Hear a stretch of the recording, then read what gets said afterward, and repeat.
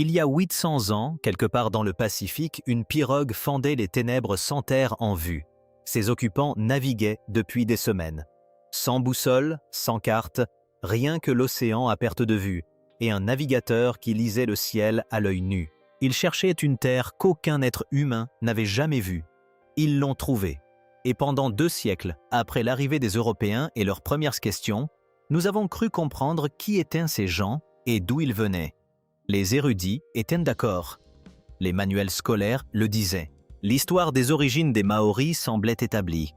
Puis, un laboratoire de génétique a discrètement remis en question toute cette histoire. Ce que l'ADN a révélé n'était pas une histoire plus simple. C'était une histoire plus étrange.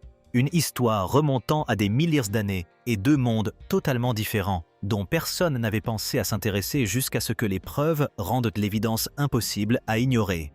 Pour comprendre l'importance des découvertes génétiques, il faut d'abord comprendre le contexte dans lequel les Maoris sont arrivés. La Nouvelle-Zélande n'est pas qu'une île isolée. C'est l'une des dernières masses terrestres importantes de la planète, située à la limite du Pacifique, qui s'est formée en isolement géologique pendant environ 80 millions d'années. Lorsque le supercontinent s'est fragmenté et que ce morceau a dérivé vers le sud, il a emporté avec lui toute forme de vie présente à ce moment-là, puis a scellé le passage. Aucun pont terrestre ne l'a jamais reconnecté. Aucun mammifère n'a jamais traversé l'océan pour l'atteindre. Pendant des dizaines de millions d'années, ces îles ont évolué entièrement selon leurs propres règles. Ce qui occupait l'espace écologique habituellement réservé aux mammifères sur Terre, ce sont les oiseaux, pas seulement les passereaux et les oiseaux marins, des superprédateurs, des herbivores, des oiseaux errants du sol forestier. Chaque niche de la chaîne alimentaire était occupée par des oiseaux qui n'avaient nulle part où aller et aucune raison d'avoir peur. Le plus emblématique d'entre eux était le MOA, des oiseaux colossaux incapables de voler, certains mesurant jusqu'à 3 mètres de haut, plus lourds que n'importe quel oiseau vivant aujourd'hui, errant en toute sécurité sur le sol forestier depuis des millions d'années. Ils n'avaient qu'un seul prédateur, l'aigle de Haast, le plus grand aigle prédateur ayant jamais existé, avec une envergure approchant les 3 mètres et des serres de la taille de griffes de tigre. Un écosystème en équilibre autour de ces géants, coupés du reste du monde, fonctionnant selon ses propres règles. Puis, il y a environ 800 ans, cela prit fin. Les personnes qui y mirent fin arrivèrent en canoë. Probablement originaires des îles de la Société, au nord, elles n'auraient pas été plus de quelques centaines lors de ces premières traversées. L'océan Pacifique recouvre 1/3 de la surface totale de la planète, soit 165 millions de kilomètres carrés d'eau libre. Ces navigateurs l'ont traversé sans instruments, sans carte, se repérant grâce aux étoiles, aux courants océaniques, aux formations nuageuses et au comportement des oiseaux près des côtes. Des navigateurs chevronnés, formés de génération en génération, apprenaient à lire l'océan comme d'autres lisent un paysage. Ils atteignirent la dernière terre émergée.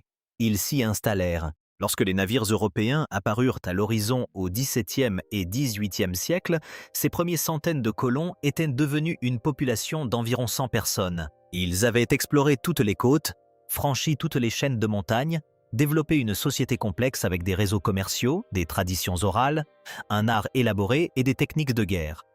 Ils s'appelaient Maoris.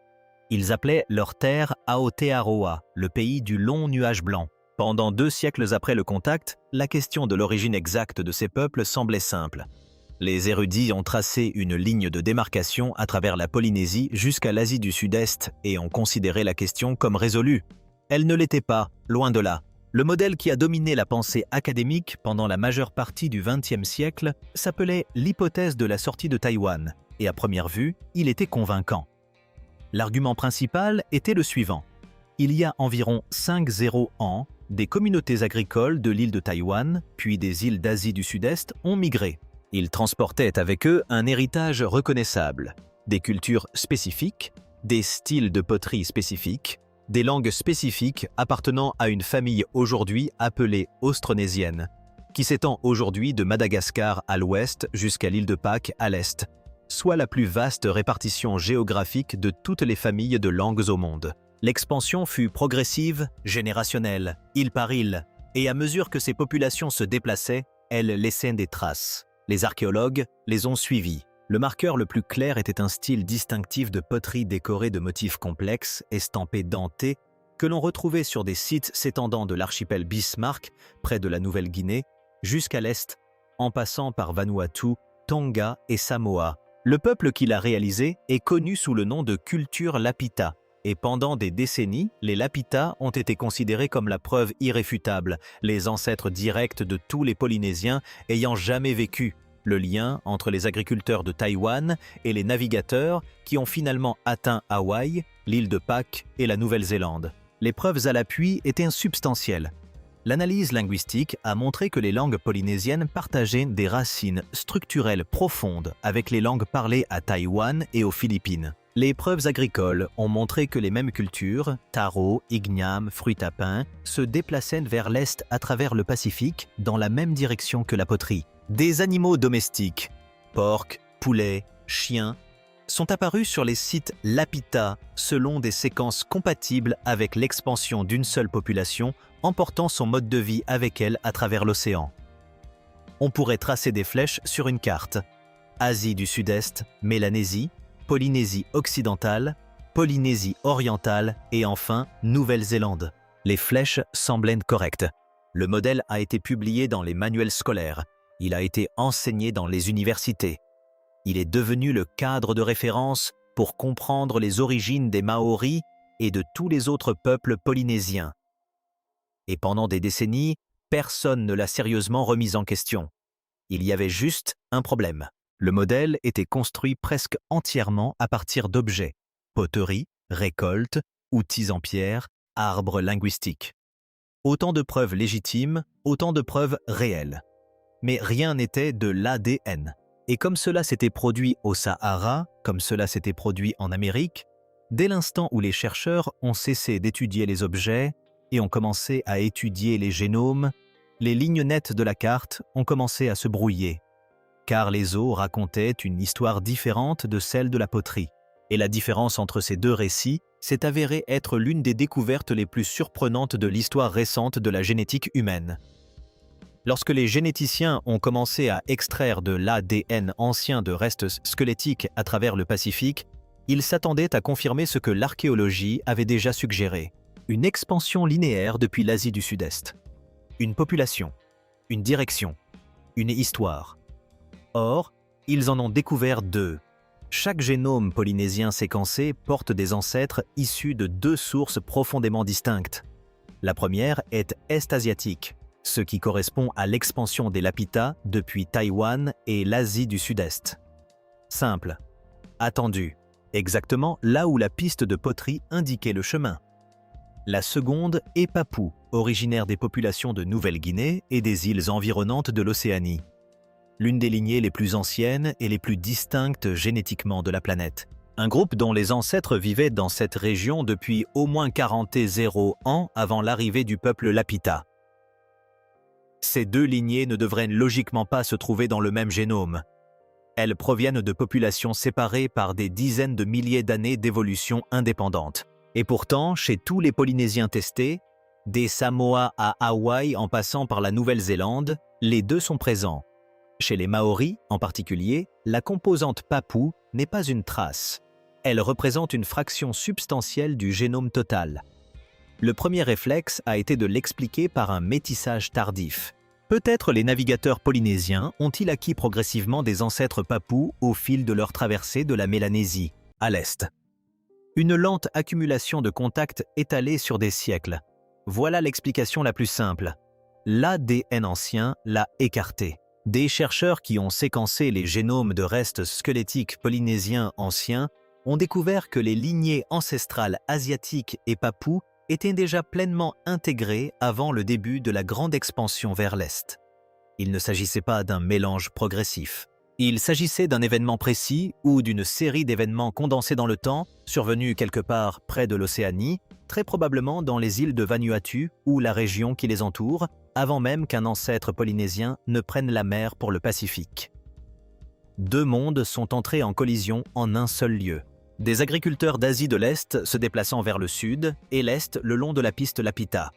D'anciens chasseurs-cueilleurs papous, qui occupaient les environs de l'Océanie depuis 40 ans, se rencontrèrent Ils fusionnèrent. Et les peuples issus de cette fusion devinrent les plus grands navigateurs océaniques de l'histoire de l'humanité. Voilà d'où descendent les Maoris. Pas une seule lignée pure originaire de Taïwan. Une population hybride, issue de deux des lignées génétiques les plus distinctes au monde, portant en leurs cellules la trace d'une rencontre qui a eu lieu bien avant que la Nouvelle-Zélande ne soit atteinte. Bien avant que le Pacifique ne soit traversé, bien avant que tout cela ne soit consigné par écrit, la poterie indiquait une origine. Les génomes en ont révélé deux. Et cela change complètement la façon dont l'histoire est racontée. C'est là que l'histoire devient plus étrange. Les preuves génétiques ne se contentent pas de nous indiquer que deux populations ont fusionné, elles nous révèlent que cette fusion était presque invisible dans les archives archéologiques pour une raison très précise et troublante. Les plus anciens squelettes, lapita jamais retrouvés sur des sites funéraires du Vanuatu et des Tonga, datant d'environ 3,0 ans, sont génomiquement presque entièrement d'origine est-asiatique, avec pratiquement aucune ascendance papoue. Ce sont ces personnes qui fabriquaient la poterie distinctive. Les manuels scolaires identifiaient les Polynésiens comme leurs ancêtres. Génétiquement, ils correspondaient exactement aux prédictions du modèle d'origine taïwanaise. Des agriculteurs d'Asie du Sud-Est migrant vers l'Est et emportant leur culture avec eux. Puis, en quelques siècles seulement, un événement s'est produit. L'ascendance papoue apparaît soudainement, non pas progressivement, ni par une lente accumulation de contacts. Dans les données génomiques, elle se manifeste presque comme un changement brutal, un avant et un après, séparés par un laps de temps relativement court. Lorsqu'on atteint les populations qui se sont étendues dans le Pacifique ouvert et ont finalement atteint la Polynésie, la composante papoue est substantielle et pleinement intégrée. Cela signifie que quelque part près de l'Océanie, la population lapita qui arrivait à rencontrer un groupe qui n'a laissé pratiquement aucune trace archéologique, aucune poterie distinctive, aucune culture matérielle traçable qui ait survécu dans les archives, une population dont l'existence ne peut être déduite que par le génome de ses descendants. Les scientifiques la qualifient de population fantôme, un groupe présent dans les données uniquement comme un signal statistique, déduit de schémas présents dans l'ADN vivant et ancien, mais dont les restes réels n'avaient jamais été identifiés. Jusqu'à très récemment, ce fantôme n'avait pas de visage. De nouvelles découvertes de squelettes en Mélanésie insulaire commencent à changer la donne. Les génomes anciens récupérés sur des sites funéraires de la région commencent à dessiner les contours de l'identité de ces populations. Profondément divergentes des populations lapita et des populations d'Asie continentale, apparentées aux anciens habitants de Nouvelle-Guinée, mais distinctes. Cette lignée était restée enfouie en Océanie pendant des dizaines de milliers d'années, largement invisible à l'archéologie, attendant d'apparaître dans un article de génétique. Les Maoris se trouvent à l'extrémité de cette chaîne, séparés par des milliers de kilomètres et environ 800 ans de préhistoire néo-zélandaise depuis le moment où ces deux populations ont fusionné. Pourtant, ils portent la preuve de cette fusion dans chacune de leurs cellules.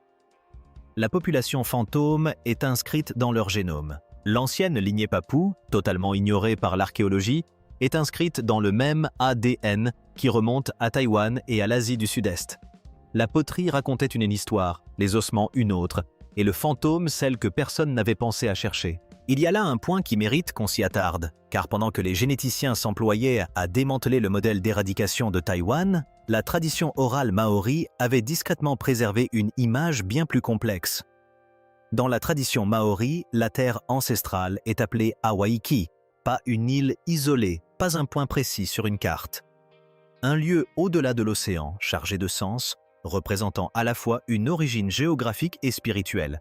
La tradition ne décrit pas une migration unique et linéaire à partir d'un seul lieu. Il décrit des voyages, de multiples canoës, de multiples traversées, un monde défini par le mouvement sur l'eau libre plutôt que par l'attachement à un point d'origine unique. La complexité que la génétique commence seulement à cartographier était inscrite dans la tradition orale des siècles avant que quiconque n'en extrait un génome. Il y a ensuite le mythe de la Grande Flotte. Pendant la majeure partie du XXe siècle, on a enseigné aux écoliers néo-zélandais que les Maoris étaient arrivés vers 1350 à bord d'une flotte coordonnée de 7 pirogues déplaçant un peuple plus ancien et plus primitif appelé les Moriori. C'était un récit bien ficelé.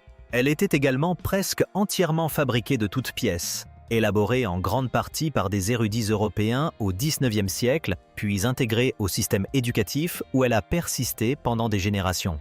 Par un heureux hasard, cela fournissait également un cadre historique qui justifiait les revendications territoriales britanniques en présentant la Nouvelle-Zélande comme un lieu où le déplacement de population était simplement ce que les populations s'infligeaient les unes aux autres. L'ADN ancien a contribué à le démanteler. Les Moriori n'étaient pas un peuple pré-maori distinct déplacé des îles principales. Ils étaient les descendants de Maoris qui s'étaient installés dans les îles Chatham et y avaient développé une culture distincte, en isolement. Les preuves génomiques ont confirmé ce que les ethnologues maoris traditionnels affirmaient depuis des années. Il n'y a pas eu de déplacement massif de population. Il n'y avait pas de population antérieure à remplacer. Ce sur quoi convergent l'ADN et la tradition orale est en revanche bien plus intéressant. Plusieurs vagues migratoires, de multiples origines, une population fondatrice qui n'a jamais été aussi simple ni aussi singulière que le récit européen l'exigeait. Prenons l'exemple de Tupai, le prêtre tahitien qui a navigué avec le capitaine Cook en 1769 et qui a constaté qu'il pouvait tenir des conversations rudimentaires avec des guerriers maoris qu'il n'avait jamais rencontrés, dans une langue qu'il n'avait jamais étudiée, car elle était apparentée à la sienne. Ce moment de reconnaissance, à travers 4 km d'océan, n'est pas qu'une simple anecdote remarquable. C'est une démonstration vivante de ce que la génétique confirme. Ces peuples partageaient une ascendance commune profonde, séparés seulement par le temps, la distance et l'immensité et la diversité du Pacifique. La tradition orale évoquait l'océan. L'ADN a confirmé ce lien. Ce que ni l'un ni l'autre ne pouvaient pleinement saisir jusqu'à présent, c'est à quel point ce lien était ancien et complexe. L'histoire maori ne se suffit pas à elle-même, et c'est cet aspect que j'ai le plus de mal à mettre de côté après avoir passé des semaines à étudier ce sujet. Au Sahara, 2 femmes enterrées dans un abri sous roche depuis 70 ans se sont révélées porteuses d'une lignée génétique jamais observée auparavant, chez aucun être humain vivant, ni dans aucun génome ancien répertorié. Une branche de l'humanité qui avait persisté dans un isolement quasi total pendant 50 ans, invisible à tous les modèles construits uniquement à partir de l'archéologie, et qui n'a été révélée que lorsque les technologies de séquençage ont enfin permis de répondre à la question. En Amérique du Sud, 92 individus anciens ont donné naissance à 84 lignées maternelles distinctes, dont aucune n'existe aujourd'hui chez aucun être humain vivant. En Colombie, une population fondatrice a complètement disparu il y a 2 ans, entièrement remplacée par des migrants ultérieurs, ne laissant aucune trace génétique dans aucune communauté moderne, où que ce soit sur Terre. Des continents différents, des échelles de temps différentes, des mécanismes de disparition différents, mais le même résultat. Des populations réelles, complexes et anciennes ont été effacées si complètement que nous ignorions leur existence jusqu'à ce qu'un laboratoire en retrouve la trace. Le Pacifique n'échappe pas à ce phénomène. Les prélèvements d'ADN anciens en Mélanésie et en Polynésie restent fragmentaires. La majeure partie des données squelettiques n'a jamais été séquencée.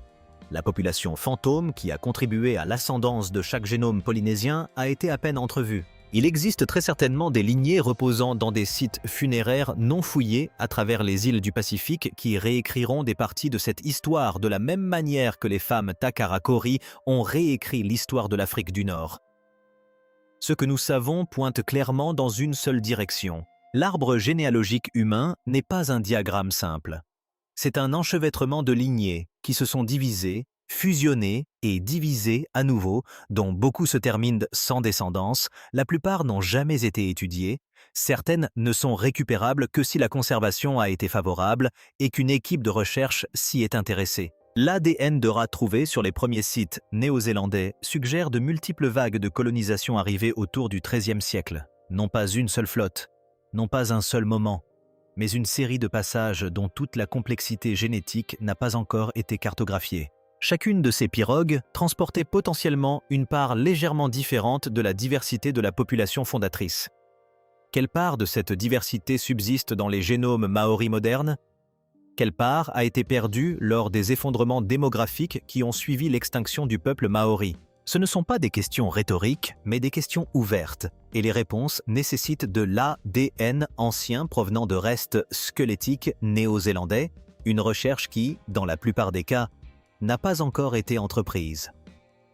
La technologie existe désormais. Les questions ont désormais un nom. La suite dépend entièrement de la volonté de quelqu'un de se lancer dans cette recherche. Retourne à ce canoë en pleine mer, le navigateur lisant les étoiles.